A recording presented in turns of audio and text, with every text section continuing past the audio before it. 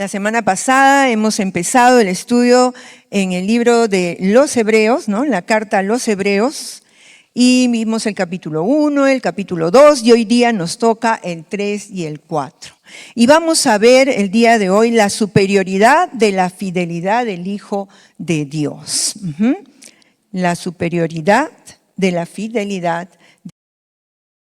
Y en nuestro primer punto vamos a ver Jesús superior a Moisés.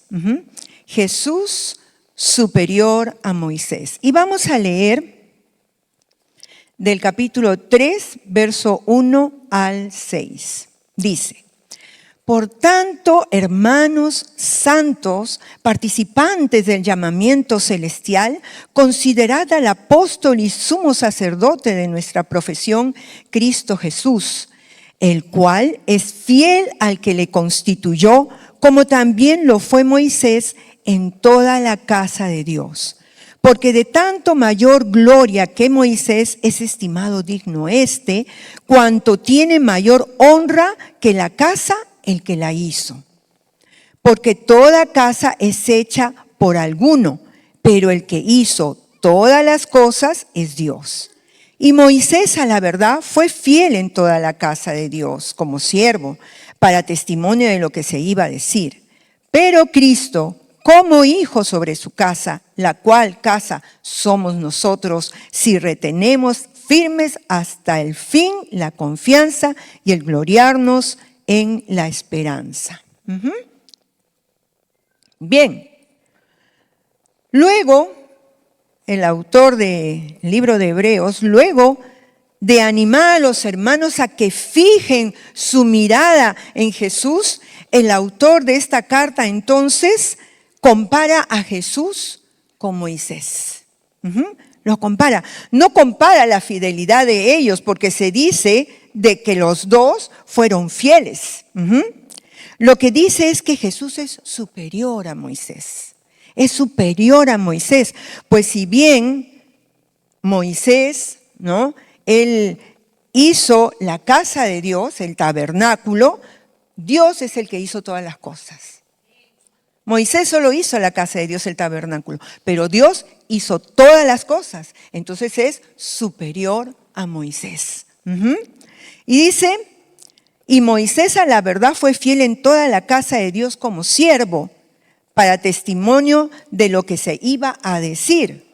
Es decir, que el orden religioso civil que estableció Moisés por mandato de Dios no hacía más que prefigurar la casa. ¿Cuál casa? Nosotros, los hijos de Dios, los creyentes. Pero si retenemos, dice, firmes hasta el fin, la confianza y el gloriarnos en la esperanza. Es decir, que si nosotros retenemos nuestra fe en Cristo y caminamos así, dando fruto del Señor, porque la fe se manifiesta en los frutos que nosotros damos en nuestra vida. ¿Qué tipo de fruto estamos dando? Si somos un buen árbol, daremos buenos frutos. Si somos hijos del Señor, por la fe en Jesucristo, vamos a dar buenos frutos. Y esos frutos, dice, tienen que permanecer hasta el final de nuestra vida. Amén. Tenemos que permanecer así. Y dice que Jesús es fiel y su fidelidad es superior a la de Moisés. Y Él es fiel, amado hermano, para sostenernos, para ayudarnos a seguir adelante, porque los tiempos no son fáciles, lo estamos viendo. Hay problemas en todo lugar, pero Dios está con nosotros. Chicos, Dios está con ustedes para ayudarlos en sus luchas diarias, no solamente a los mayores, a los jóvenes también. Amén. José empezó su calvario de adolescente, muy jovencito, pero se mantuvo firme porque Dios lo ayudaba, porque él decidió mantenerse firme y Dios lo ayudó. Y el Señor es fiel. Amén. Él es fiel. Lo segundo que vamos a ver es la advertencia contra la incredulidad. Advertencia contra la incredulidad.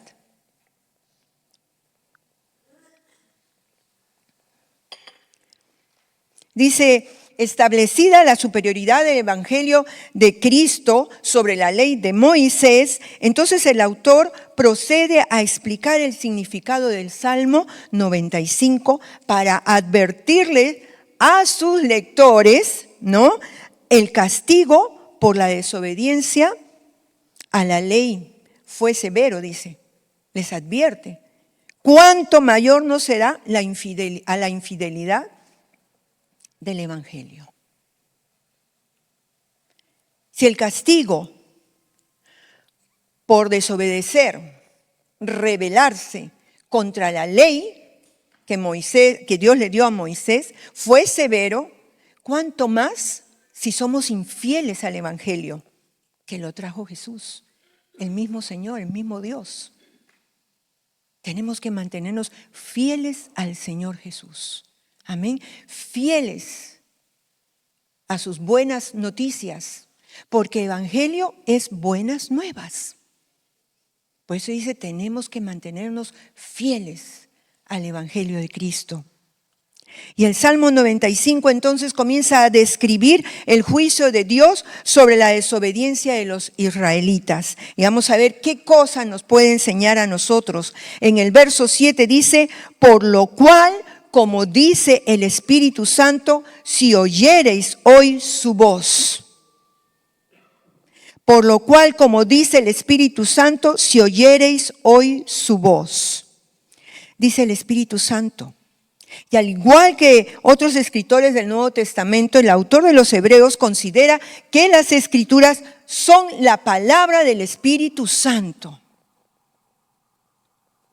Esta Biblia que cargamos con nosotros, física o virtual, la palabra de Dios, son las palabras del Espíritu Santo, quien es Dios. No son palabras humanas para no creer en ella. Ay, ¿cómo no vamos a creer? ¿Cómo no vamos a creer en la palabra de Dios? Por favor, ¿qué es esto? Pero ¿cuántas veces dudamos de las promesas que nos da? No te desampararé ni te dejaré.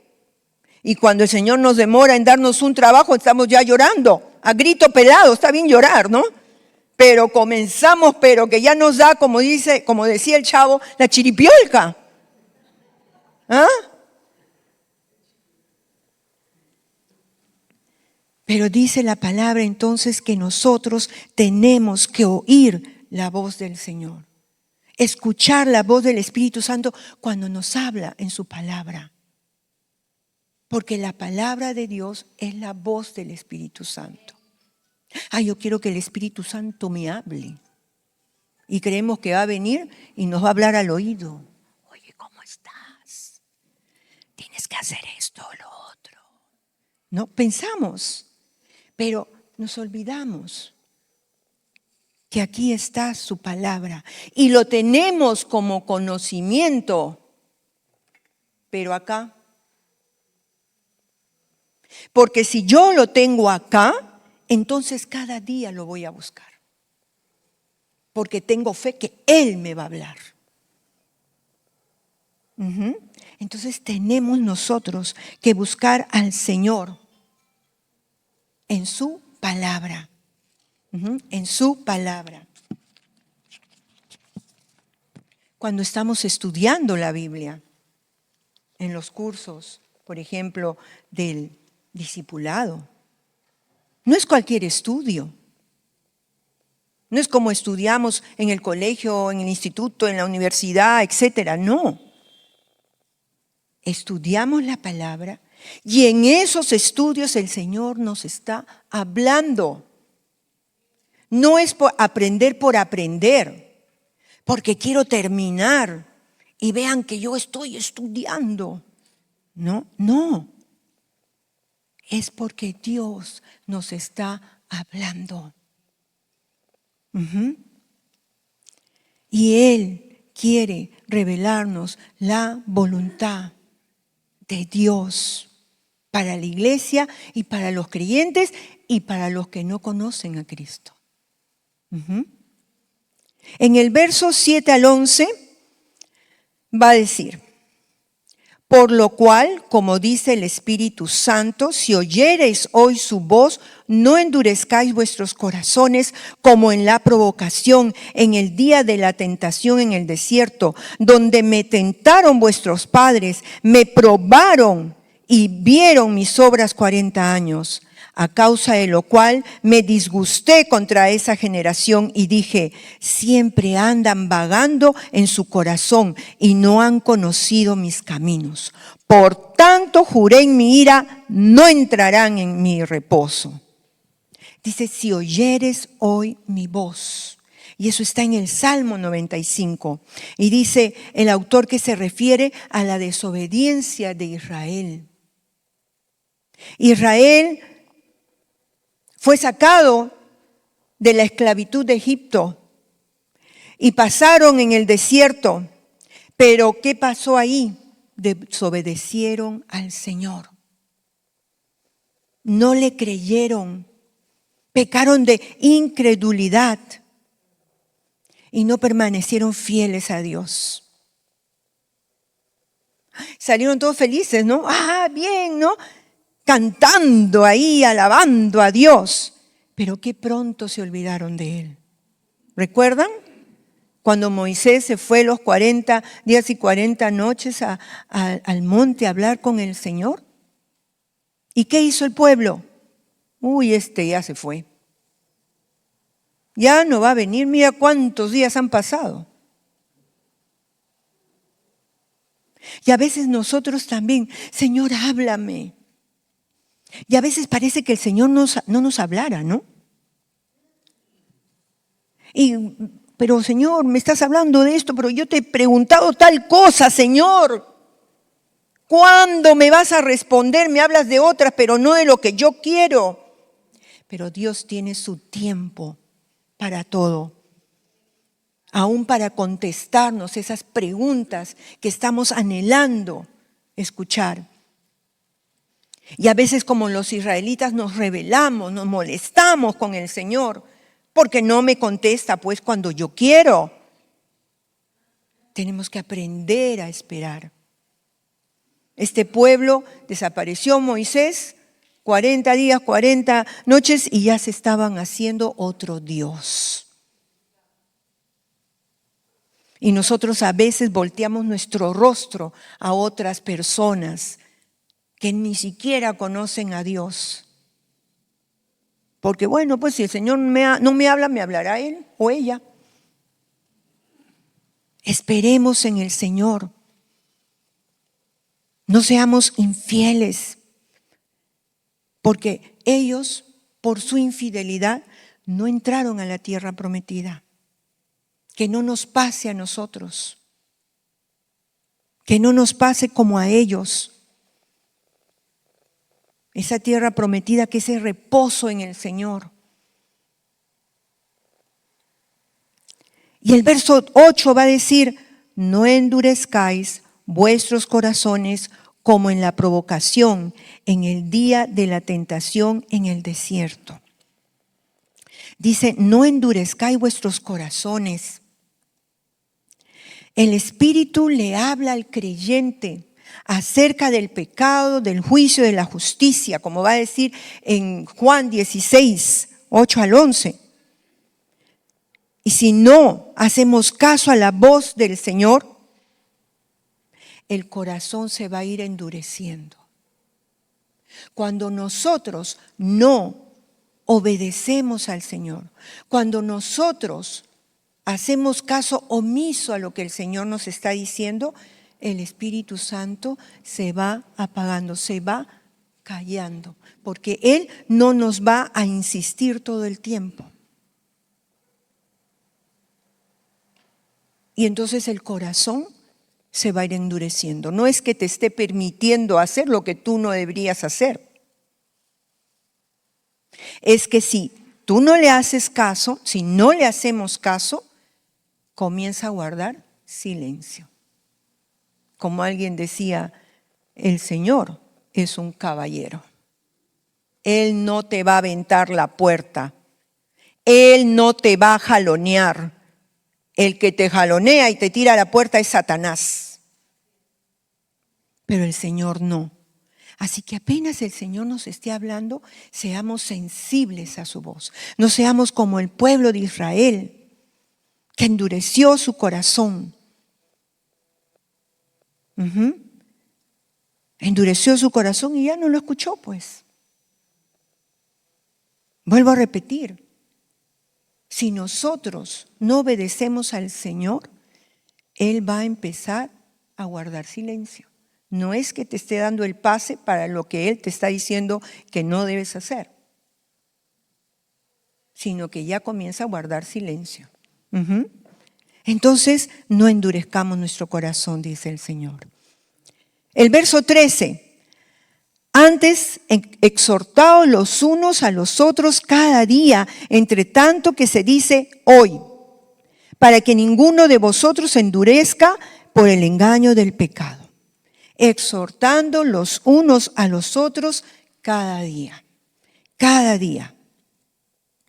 Hoy en día hay muchos ministros de la palabra del Señor que no exhortan o animan a los creyentes a obedecer la palabra de Dios, a caminar como la palabra del Señor nos enseña.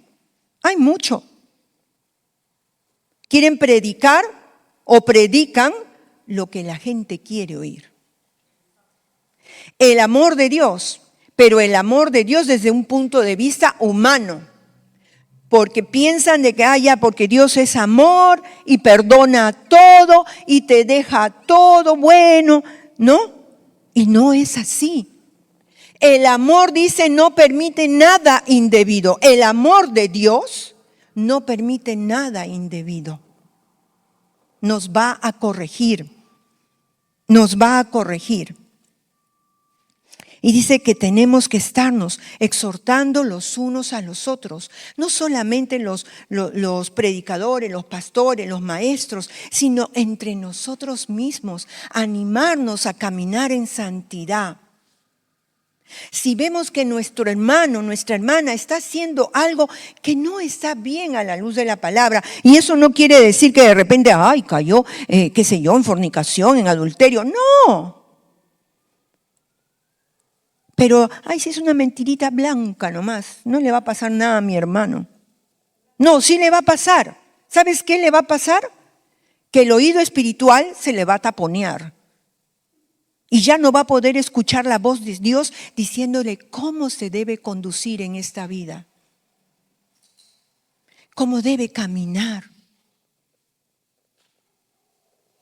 ¿Hago esto? ¿No lo hago? ¿Qué dice la palabra? La palabra dice no mientas. Oye, pero es que si no miento me van a despedir. Si no miento y le digo a la profesora que de repente por ahí, me olvidé de hacer la tarea, no, mejor le digo que, no sé, pues que me enfermé, que me dio cólico, lo que sea. Eso no va a pasar nada. No, sí pasa.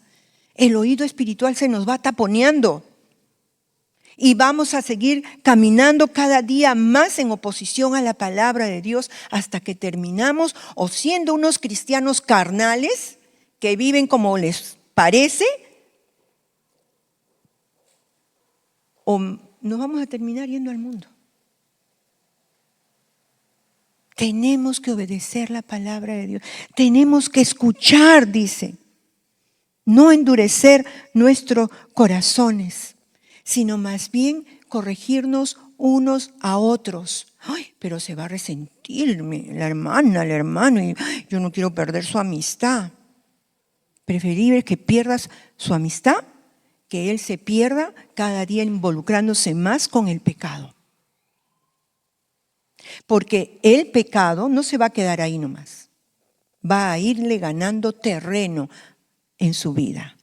Y por eso el Señor dice, exhortando los unos a los otros.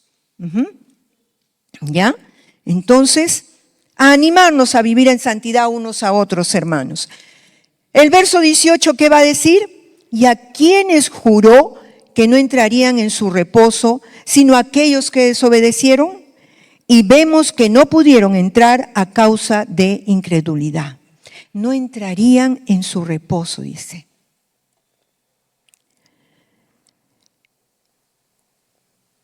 La posibilidad de que el cristiano no entre en el reposo del Señor, podemos verlo en el hecho de que los israelitas no entraron a su reposo. ¿Se acuerdan? Los mayores de 20 años para arriba no entraron a la tierra prometida, que era el reposo de Israel. No entraron. Y eso puede pasarle a un cristiano, que no entre en el reposo del Señor. Ahora, hay dos reposos.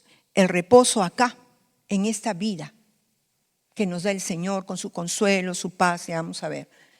Pero también está el reposo ya pleno cuando estemos en su presencia.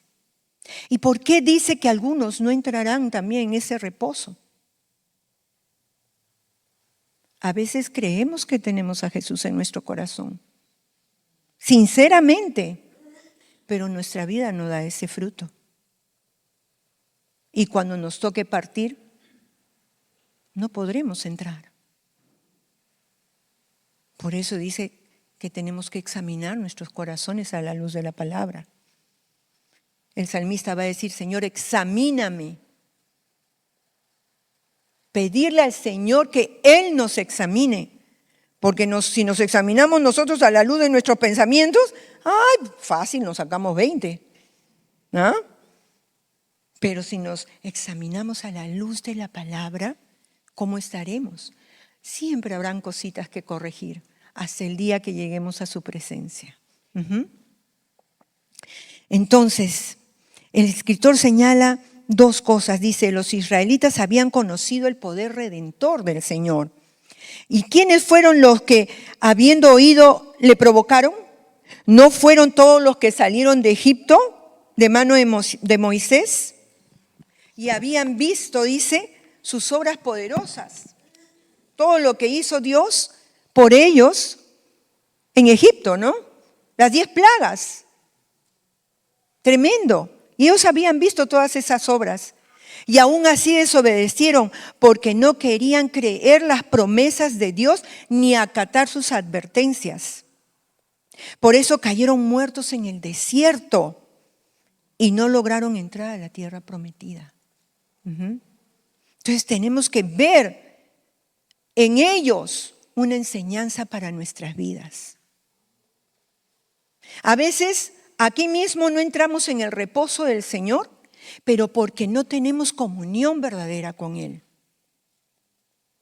Creemos tener comunión con Él, pero siempre estamos en ansiedades, que nos quiere dar todo porque no tengo para esto, o porque mi hermana o mi amigo se ha resentido conmigo y ya me quiere dar ataque, ¿no?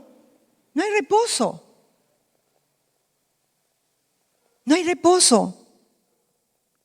Y si no tenemos a Jesús en nuestro corazón, tampoco tendremos el reposo allá arriba, porque no se nos dejará entrar. Entonces, lo segundo que dice es que las experiencias iniciales de los israelitas con Dios no les garantizaba la llegada a salvo a Canaán.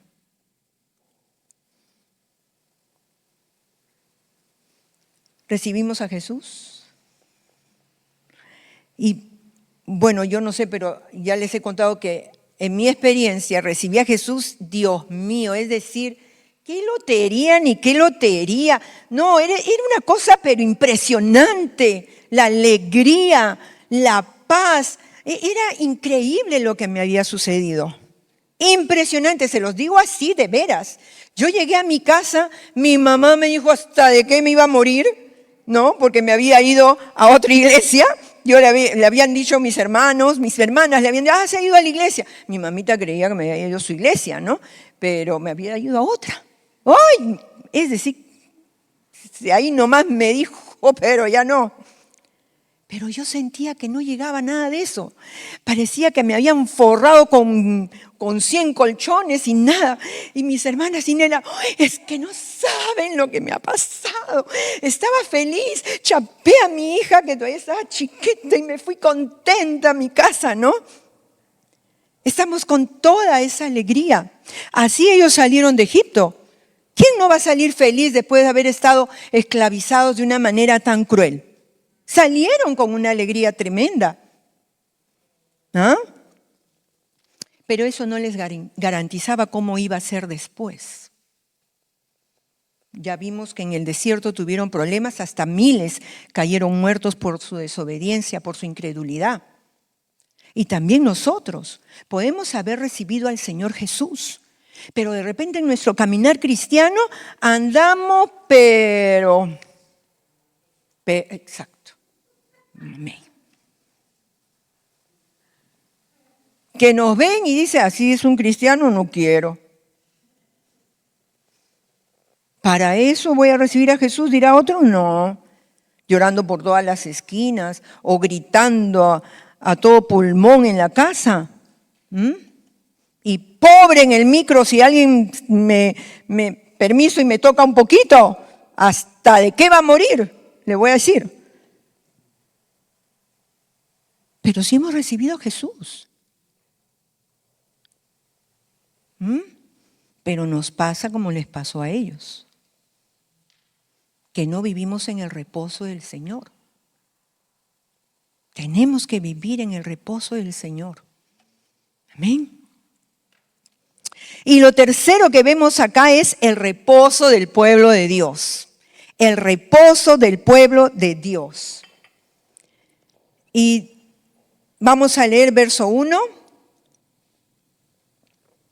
que dice, temamos pues, no sea que permaneciendo aún la promesa de entrar en su reposo, alguno de vosotros parezca no haberlo alcanzado.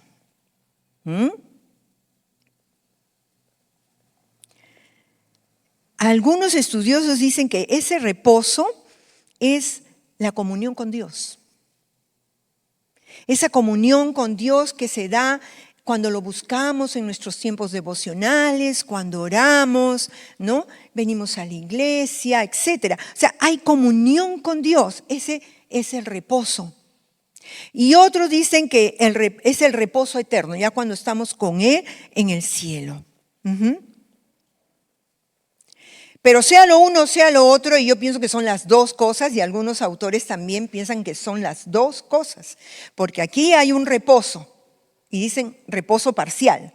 ¿Por qué parcial, pastora? La mitad nomás, hasta aquí nomás llega el reposo. No, es que estamos en esta tierra, y van a haber momentos difíciles en los que vamos a llorar, y nos vamos a angustiar. ¿Recuerdan qué dijo Jesús en el Getsemaní?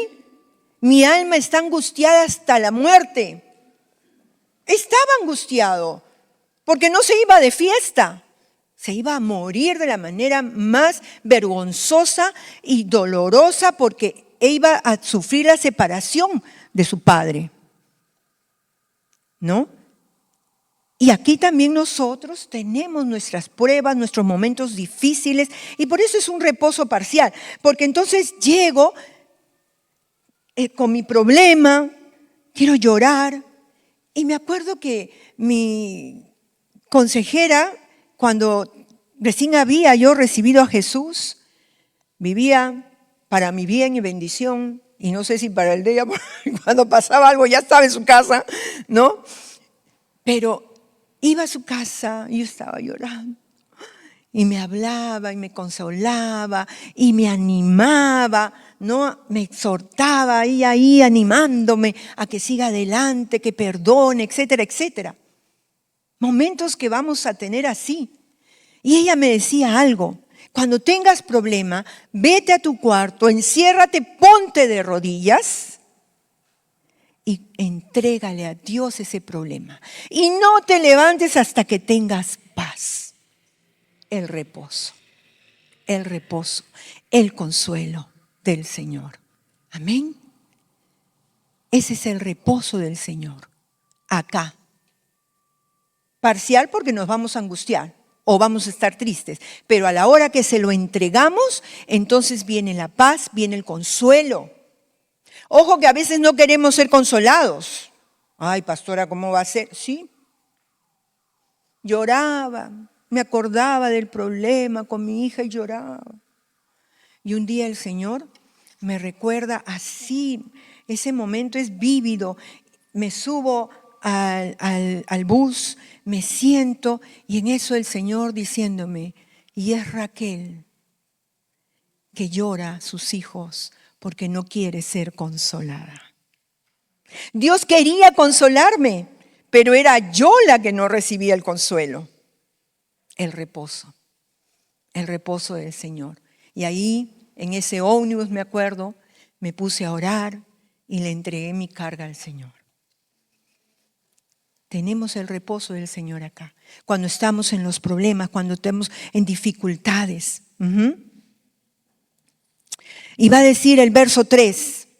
Pero los que hemos creído entramos en el reposo de la manera que dijo, por tanto juré en mi ira, no entrarán en mi reposo, aunque las obras suyas estaban acabadas desde la fundación del mundo.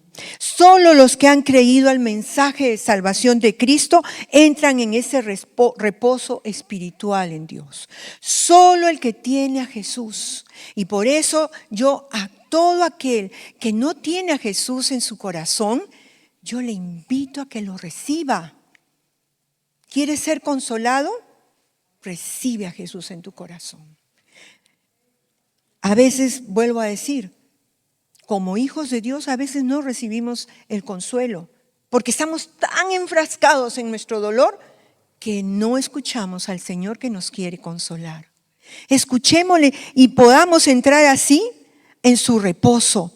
Y entonces Él toma nuestras cargas, nuestros pecados, nos perdona y nos da ese reposo de perdón, de salvación, de su Espíritu, el derramamiento del Espíritu Santo. Eso es ese reposo que Dios nos quiere dar hasta que ya lleguemos al cielo y tengamos el reposo perfecto, donde ya no habrá más llanto, ya no habrá lágrimas. Yo no sé, pero a veces hay cristianos que piensan cuando llega al cielo, como si no fueran a llegar nunca. Es un consuelo el saber que un día el sufrimiento que ahorita pasamos, allá no lo tendremos. Ya no habrá sufrimiento, ya no habrá dolor. Mientras que acá estamos peregrinos, sí, lo va a haber, pero gloria a Dios que podemos buscarlo y entrar en su reposo. Él nos va a dar paz, nos va a dar gozo, nos va a dar consuelo, lo que necesitemos. Y después dice, por tanto, queda un reposo para el pueblo de Dios. El reposo prometido por Dios no solo es terrenal, sino también allá celestial, para los creyentes, para aquellos que han recibido a Jesús como Señor y Salvador de sus vidas. Y va a decir en Juan capítulo 14, verso 1 al 3, ¿qué dice? No se turbe vuestro corazón. Creéis en Dios, creed también en mí. En la casa de mi Padre muchas moradas hay. Si así no fuera, yo os lo hubiera dicho. Voy pues a preparar lugar para vosotros. Y si me fuere y os preparare lugar, vendré otra vez y os tomaré a mí mismo, para que donde yo estoy, vosotros también estéis. Gloria a Dios. Sea que de repente estemos acá y nos toque morir, pero como tenemos a Jesús en nuestro corazón, nos vamos con Él a un reposo eterno. Ahí no hay sufrimiento, no hay aflicción, no hay enfermedad. Gloria a Dios que ya no hay enfermedades, ¿verdad? Pero mientras que estamos acá, también podemos nosotros gozarnos, tener ese consuelo y esa paz de que las cosas no terminan acá, que un día vamos a estar con Él. Cuando yo leo esta porción de Juan 14, a mí me agrada saber que el Señor está preparándome mi lugar. ¿Cómo te gusta? Seguramente el Señor ya sabe nuestros gustos y nos está preparando de acuerdo a eso. Un lugar perfecto. Eso debe ser nuestra esperanza, nuestro consuelo, lo que nos dé las fuerzas para seguir adelante. Porque las cosas están difíciles y más difíciles se pondrán. Pero mayor es el que está en nosotros, el que está en ti, el que está en mí. El que está en nosotros es mayor y Él es el que nos da la fuerza para seguir adelante. La paz, el gozo y ese gozo, esa alegría, eso es lo que nos da fuerza. Amén. Entonces, deleitémonos en eso, que un día tendremos ese reposo con el Señor. El verso 11 dice, procuremos pues entrar en aquel reposo para que ninguno caiga en semejante ejemplo de desobediencia. A la bendición de la gloriosa, de ese glorioso reposo eterno, también hay un destino terrible para el que no tiene a Jesús en su corazón. Y nosotros tenemos que esforzarnos diligentemente en llegar a ese reposo eterno, viviendo dedicados a la oración, al estudio de su palabra. No digo que descuides tus estudios seculares, sí, y tienes que tratar de ser de uno de los mejores, pero por lo menos bien estudioso. Yo nunca olvido a una alumna que tuve, ella tenía el coeficiente intelectual bajo, pero era una de las alumnas más preocupadas. Ella venía, no pude, se había enfermado de algo, no pude hacer, ¿cómo hago? ¿Qué esto? O sea, ella no se atrasaba. Y en esa preocupación y dedicación ella tenía 20, como muchos de su salón no lo tenían. Entonces nosotros tenemos que dedicarnos a cuidar nuestra vida en santidad. Eso es cuidar la salvación que el Señor nos ha dado. Que dice Pedro que tenemos que cuidar esa salvación tan grande. Es cuidar nuestras vidas en la manera que Cristo nos enseña a vivir. Amén. Cuidemos. Y también tenemos que hablarle a otros de Cristo. Porque hay algunos, nosotros vamos a irnos al reposo eterno, alegría, ya no hay sufrimiento, pero hay otros que se van a la condenación. Y tenemos que hablarles de Jesús. Amén. El verso 12 va a decir, porque la palabra de Dios es viva y eficaz y más cortante que toda espada de 2 filos y penetra hasta partir el alma y el espíritu, las coyunturas y los tuétanos y discierne los pensamientos y las intenciones del corazón.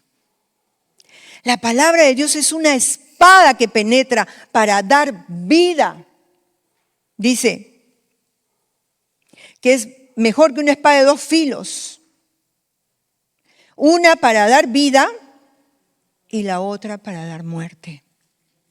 Porque lamentablemente al que se le dé con esa espada, si no obedece a Cristo, si no recibe a Jesús, es para muerte esa espada.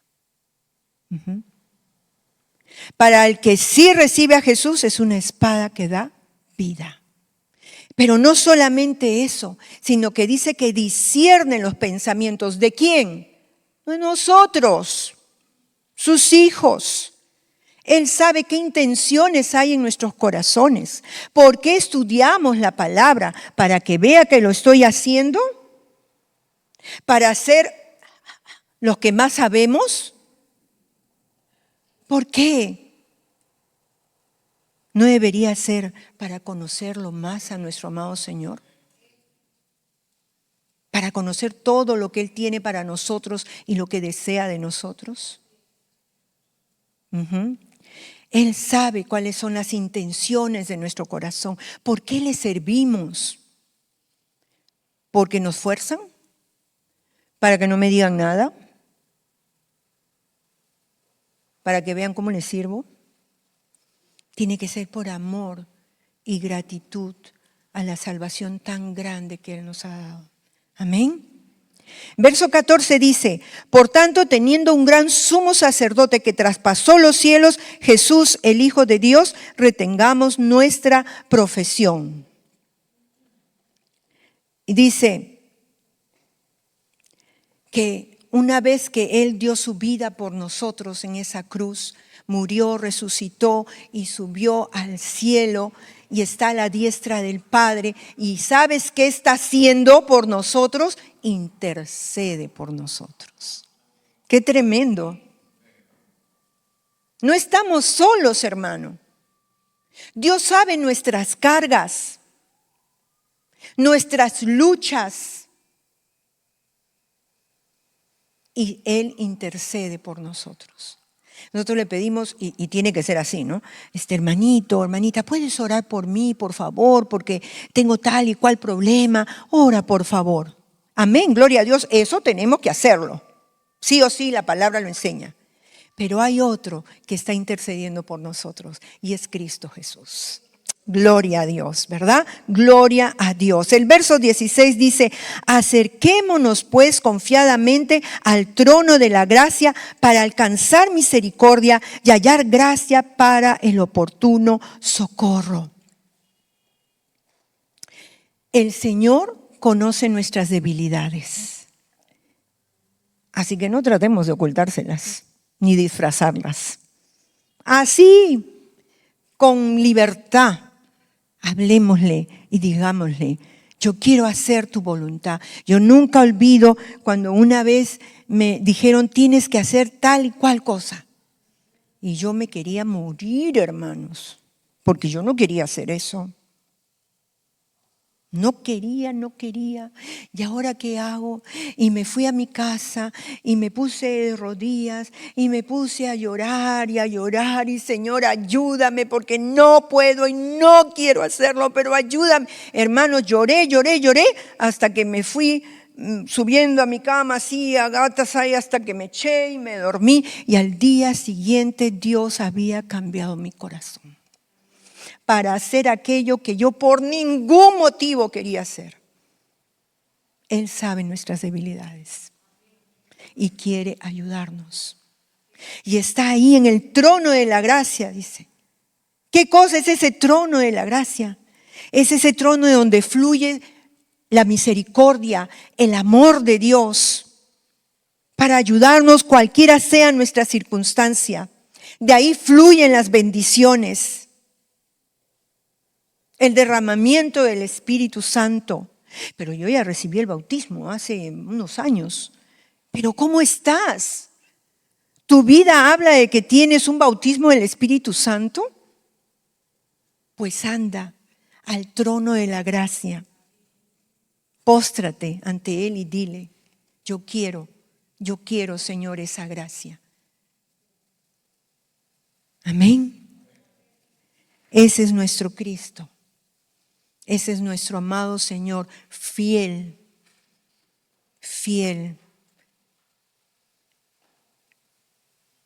Su fidelidad es superior a cualquier otra.